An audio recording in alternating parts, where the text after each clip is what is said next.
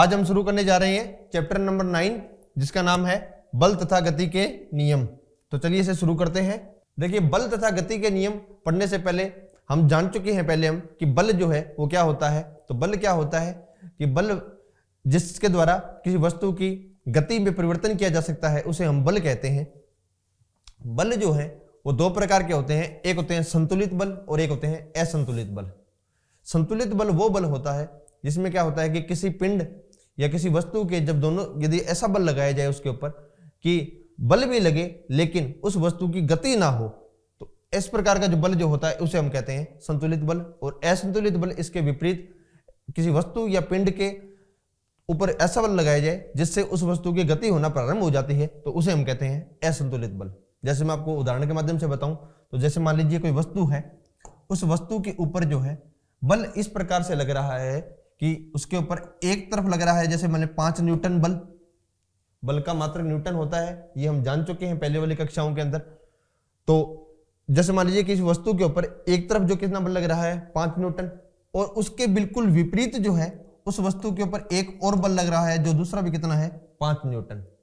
तो क्या हुआ कि इस वस्तु के ऊपर दोनों दिशाओं के अंदर, दोनों विपरीत दिशाओं के अंदर बराबर बल लग रहा है, तो ये वस्तु जो है वो गति नहीं करेगी। तो यहां बल लगने के बावजूद भी ये वस्तु गति नहीं करती है।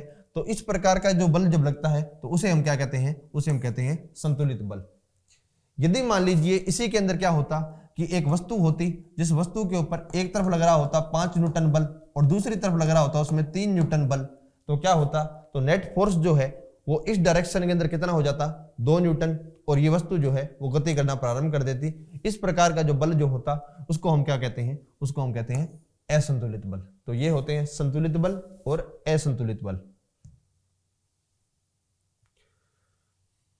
आगे क्या है, आगे बताए गए हैं, जैसे हमने पहले वाला जो चैप्टर था गति, उसके अंदर हमने पढ़ा था गति के क्या क्या समीकरण होते हैं। अब हम इस चैप्टर के अंदर पढ़ेंगे कि जो गति जो है उसके क्या क्या नियम होते हैं। तो गति के नियम जो है वो 3 नियम होते हैं, जिसमें से पहला नियम जो है वो हम पढ़ना शुरू करेंगे यहाँ पर कि गति का पहला नियम जो है वो क्या होता है। तो गति का जो पहला नियम जो है उसे हम जड़त्व का नियम कहते हैं। क्या कहते हैं, उसे हम जड़त्व का नियम कहते हैं। ये नियम क्या कहता है, ये नियम कहता है कि यदि कोई वस्तु गतिशील है तो वो गतिशील ही बनी रहेगी जब तक उस पर कोई बाहरी बल नहीं लगाया जाता, या फिर यदि कोई वस्तु रुकी हुई है तो वस्तु वो रुकी रहेगी जब तक उस पर कोई बाहरी बल नहीं लगाया जाता। जैसे मैं आपको बताऊं, जैसे मान लीजिए कोई वस्तु है, इस वस्तु के ऊपर कोई बाहरी बल जब तक नहीं लगाया जाएगा तब तक ये वस्तु जो है अपनी विराम अवस्था में ही बनी रहेगी। इसके अलावा यदि कोई अन्य वस्तु है जो क्या है, जैसे मान लीजिए कोई अन्य वस्तु है वो 2 किलोमीटर प्रति सेकंड की 2 किलोमीटर जैसे 2 मीटर प्रति सेकंड की दर से कोई वस्तु मान लीजिए गतिमान है, तो वो वस्तु जो है वो 2 मीटर प्रति सेकंड की दर से गतिमान ही बनी रहेगी जब तक उस पर कोई बाहरी बल ना लगाया जाएगा। और ये जो नियम जो होता है ये होता है गति का प्रथम नियम। इसी को हम क्या कहते हैं, इसी को हम कहते हैं जड़त्व नियम। इसके जो हम उदाहरण जो देखते हैं वो क्या कुछ हो सकते हैं, जैसे मान लीजिए हम जब बस में कोई सफर करते हैं तब क्या होता है, अचानक से जब बस में ब्रेक जब लगते हैं तो हमें क्या है कि आगे की तरफ एक धक्का महसूस होता है। वो किसके कारण महसूस होता है, वो जड़त्व के कारण महसूस होता है। यहाँ क्या होता है कि हम जब बस में बैठे होते हैं तो बस के साथ हम गतिशील रहते हैं, लेकिन बस में जैसे ही अचानक से जब ब्रेक लगाए जाते हैं तो हमारा शरीर जो है वो उसी प्रकार से गतिशील रहता है पहले। तो उसके कारण क्या हुआ कि हमें एक झटका महसूस होता है, क्योंकि हमारे शरीर पर अब तक कोई बाहरी बल नहीं लगाया गया है। तो जब तक क्या होगा कि बाहरी बल नहीं रहेगा कोई, तब तक क्या होगा कि वो वस्तु जो है वो उसी गति के अंदर बनी रहती है। तो इस प्रकार जब बस में बैठे हुए जो हमें झटका महसूस होता है ब्रेक लगने पर, वो किसके कारण महसूस होता है, तो वो जड़त्व के कारण महसूस होता है। और यही गति का प्रथम नियम है। आगे देखते हैं गति का द्वितीय नियम। गति का द्वितीय नियम जो है वो बोलता है कि संवेग में परिवर्तन की दर को बल कहा जाता है। अब यहां एक शब्द काम में आया है, संवेग। संवेग क्या होता है, तो संवेग जो है वो वस्तु के द्रव्यमान और वेग से संबंधित एक महत्वपूर्ण राशि है। संवेग नामक इस राशि को न्यूटन ने प्रस्तुत किया था। किसी वस्तु का संवेग p द्वारा प्रदर्शित किया जाता है, उसके द्रव्यमान m और वेग v के गुणनफल के बराबर होता है। तो संवेग जो होता है p द्वारा जिसको हम प्रदर्शित करते हैं, संवेग जो होता है वो क्या होता है, वो होता है द्रव्यमान और वेग का गुणनफल। तो संवेग होता है द्रव्यमान और वेग का गुणनफल जो होता है उसे हम संवेग कहते हैं। संवेग की दिशा जो है वही होती है जो वेग की दिशा होती है, क्योंकि द्रव्यमान जो है वो तो एक अदिश राशि है, अर्थात द्रव्यमान की कोई दिशा नहीं होती, लेकिन वेग की दिशा होती है। तो संवेग की दिशा भी वही हो जाएगी जो किसकी दिशा है, जो वेग की दिशा है।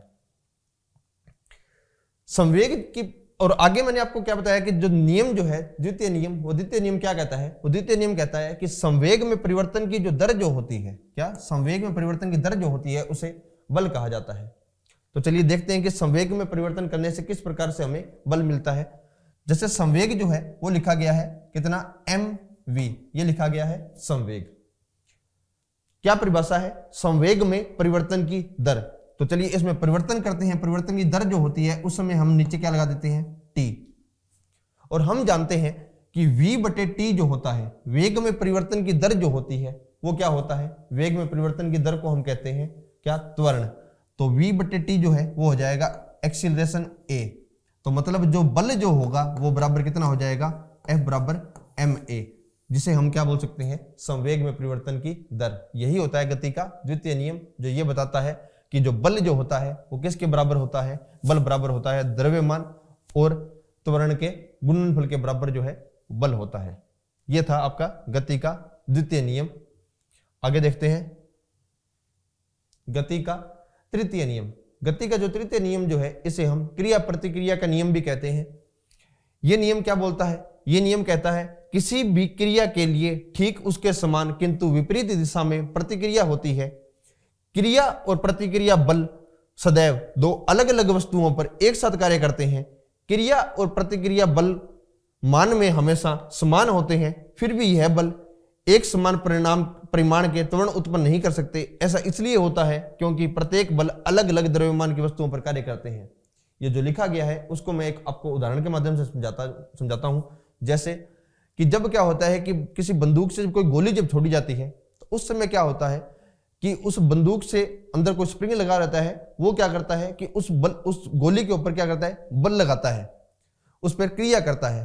तो बंदूक द्वारा गोली पर एक क्रिया की जाती है और ये गोली जो होती है ये वापस जो है क्रिया प्रतिक्रिया नियम के अनुसार जो है वापस से एक प्रतिक्रिया लगाती है, जो किस पर लगती है, वापस बंदूक पर। तो इस प्रकार जो है गोली के ऊपर क्या लगी है, उस पर जब क्रिया की गई और ये गोली जो है वापस जो है बंदूक के ऊपर क्या दिखाती है, प्रतिक्रिया दिखाती है। और ये जो क्रिया और प्रतिक्रिया के जो बल जो लगेंगे ये आपस में क्या होंगे, एक समान होंगे। इनका जो मान जो होगा वो एक समान होगा।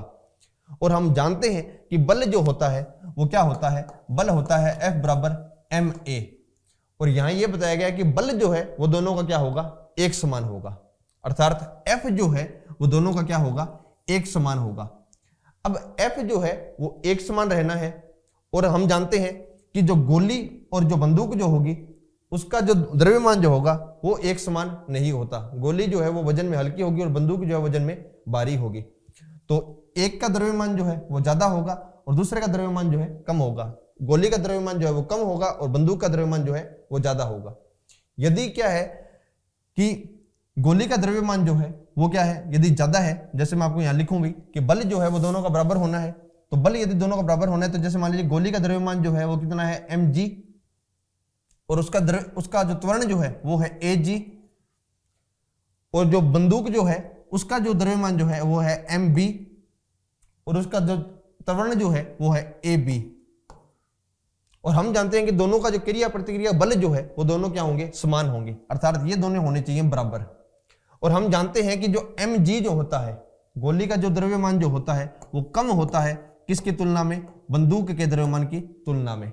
तो यदि mb यदि बड़ा है किससे, mg से, तो अब से हम निष्कर्ष क्या निकाल सकते हैं, इससे हम निष्कर्ष निकाल सकते हैं कि जो एक्सेलरेशन होगा किसका, ab का, किसका, बंदूक का जो एक्सेलरेशन जो होगा वो भी क्या होगा, कम हो जाएगा किससे, गोली के एक्सेलरेशन से या त्वरण से। तो इस प्रकार से होता है कि क्या होता है, क्रिया और प्रतिक्रिया के नियम जो होता है उसमें जो बल जो होते हैं वो तो एक समान लगते हैं, लेकिन उनके जो त्वरण जो होते हैं वो एक समान नहीं हो पाते। त्वरण एक समान क्यों नहीं हो पाते, क्योंकि उनके जो द्रव्यमान जो है उनके अंदर क्या पाया जाता है, अंतर पाया जाता है।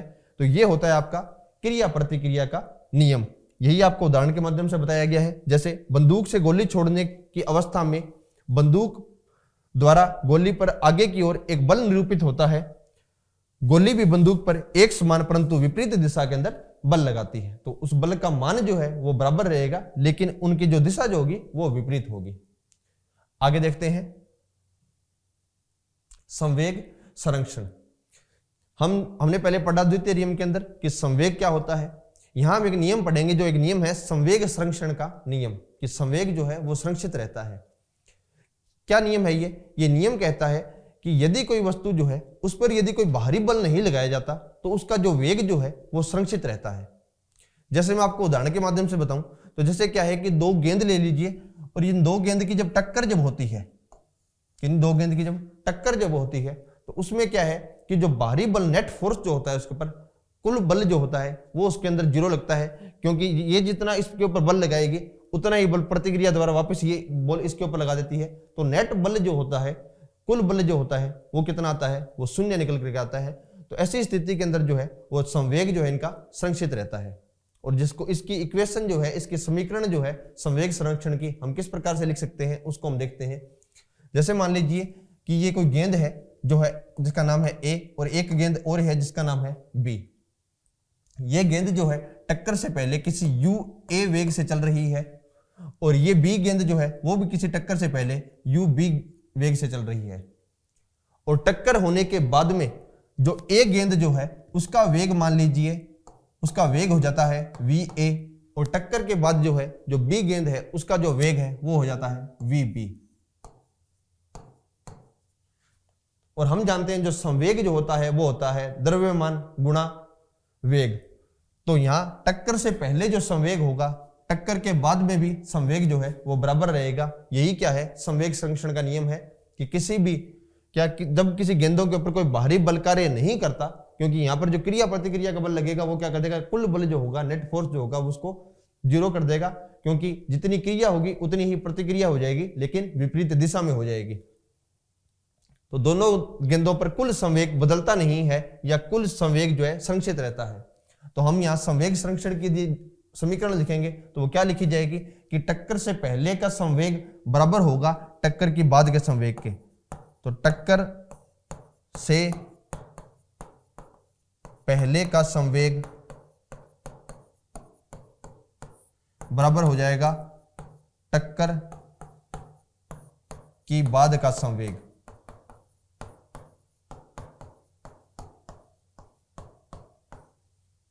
टक्कर से पहले संवेग जो है वो कितना होगा, और संवेग हम जानते हैं क्या होता है, द्रव्यमान इंटू वेग। टक्कर से पहले संवेग जो होगा वो कितना हो जाएगा, MA इंटू UA, मतलब पहली गेंद का द्रव्यमान और उसका वेग। टक्कर से पहले दोनों का वेग क्या था, UA और UB, प्लस दूसरी गेंद जो है उसका कितना है, MB उसका द्रव्यमान है, और उसका वेग जो है वो टक्कर से पहले कितना है, UB। तो टक्कर से पहले कुल संवेग जो है वो कितना हो जाएगा, MA UA plus MB UB, बराबर हो जाएगा किसके, टक्कर की बाद का संवेग। टक्कर के बाद जो है वेग कितना हो जा रहा है, एक गेंद का VA, और जो गेंद B जो है उसका वेग कितना हो जा रहा है, VB। तो टक्कर के बाद संवेग कितना हो जाएगा, MA VA plus MB VB। और यही जो समीकरण जो है ये क्या कहलाएगी, टक्कर के अंदर संवेग संरक्षण की जो समीकरण जो होगी वो हो जाएगी MA UA plus MB UB बराबर MA VA plus MB VB। तो इस प्रकार से होता है संवेग संरक्षण। तो ये था बच्चों आपका चैप्टर नंबर 9, बल तथा गति के नियम, जिसमें हमने क्या जाना कि बल जो होता है वो किस प्रकार से होता है, संतुलित बल क्या होता है, असंतुलित बल क्या होता है। इसके अलावा जो गति के जो नियम जो है, तीनों नियम, गति का प्रथम नियम, जड़त्व का नियम, गति का द्वितीय नियम जिसमें हमने देखा कि संवेग में परिवर्तन की दर को बल कहते हैं, तृतीय नियम जो क्रिया प्रतिक्रिया का नियम है, इन नियमों के बारे में जाना। उसके बाद में हमने देखा कि संवेग संरक्षण का क्या नियम होता है, उसके बारे में हमने पढ़ा। तो चलिए बच्चों हम मिलते हैं नेक्स्ट क्लास में। Thank you.